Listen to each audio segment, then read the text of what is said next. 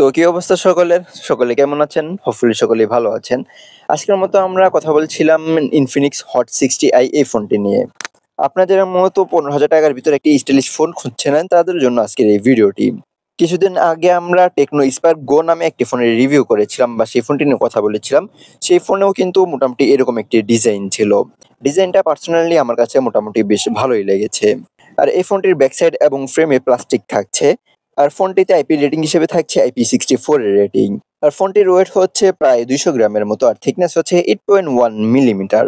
Personally এই ফোনটির থিকনেসটা আমার কাছে বেশ মোটা মনে হয়েছে। আর Infinix এর Hot 60 সিরিজের যে সকল ফোন রয়েছে সে সকল প্রত্যেকটা ফোনে কিন্তু বেশ স্লিম ছিল, বাট এই ফোনটি কিন্তু বেশ মোটা। এই ফোনটিতে ডুয়েল ন্যানো সিম কার্ড স্লটের সাথে একটি এইচডি কার্ড মেমরি ব্যবহার করার জন্য আলাদা স্লট থাকছে। ফোনটির ডিসপ্লের দিকে তাকালে 6.75 ইঞ্চিসের IPS LCD ডিসপ্লে দেখতে পাওয়া যাবে, যেখানে 120 হার্টজের রিফ্রেশ রেট রয়েছে এবং 670 হার্টজের SBM থাকছে এবং 560 নিটসের পিক ব্রাইটনেস থাকছে। ফোনটির স্ক্রিন টু বডি রেশিও হচ্ছে 84.6%। আর ফোনটিতে কন্টেন্ট ওয়াচিং এর জন্য রেজোলিউশন থাকছে 720x1600 pixel, pixel density 260 ppi, aspect ratio 20:9। এই ফোনটির ডেনসিটি এবং এই ফোনটির পিক ব্রাইটনেস দুইটি আমার কাছে বেশ কম মনে হয়েছে। আর এই ফোনটির চিহ্ন এবং বেজেল কিন্তু বেশ মোটা।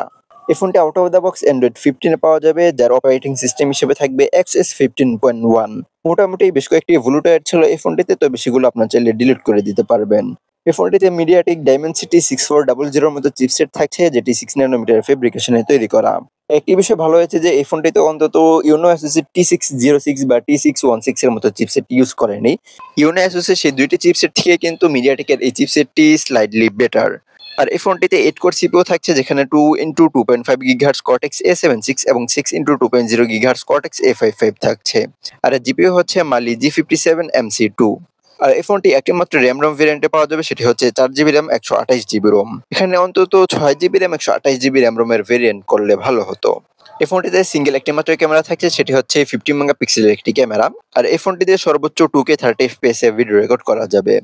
আর সেলফিতে 5 মেগাপিক্সেল 2.0 অ্যাপারচার একটি ক্যামেরা থাকছে। এই ক্যামেরাতে সর্বোচ্চ 1080p 30 FPS এ ভিডিও রেকর্ড করা যাবে।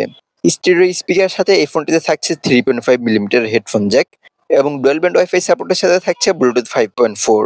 ফোনটিতে সিকিউরিটি সিস্টেম হিসেবে থাকছে সাইড মাউন্টেন ফিঙ্গারপ্রিন্ট সেন্সর। এছাড়াও এই ফোনটিতে accelerometer sensor, gyro sensor, proximity sensor এবং কম্পাস সেন্সর থাকছে। Infinix এর এই ফোনটি লং টাইম ইউজ করার জন্য 6000 মিলিঅ্যাম্পিয়ার একটি ব্যাটারি থাকছে, আর এই ব্যাটারিটিকে চার্জ করার জন্য 18 ওয়াটের চার্জার থাকছে। 15,000 টাকার একটি ফোন হওয়া সত্ত্বেও কিন্তু এই ফোনটিতে রিভার্স 10 ওয়াটের চার্জার থাকছে, তার সাথে কিন্তু বাইপাস চার্জিং সিস্টেমটাও থাকছে। অর্থাৎ এই ফোনটি আপনারা চার্জরত অবস্থায় গেম প্লে বা ফোনটি ইউজ করতে পারবেন। সো এছাড়া আজকের এই ভিডিও কার কাছে কেমন লাগলো চাইলে কমেন্ট বক্সে জানিয়ে দিতে পারেন। দেখা হচ্ছে খুব শীঘ্রই। সে পর্যন্ত ভালো থাকবেন, সুস্থ থাকবেন।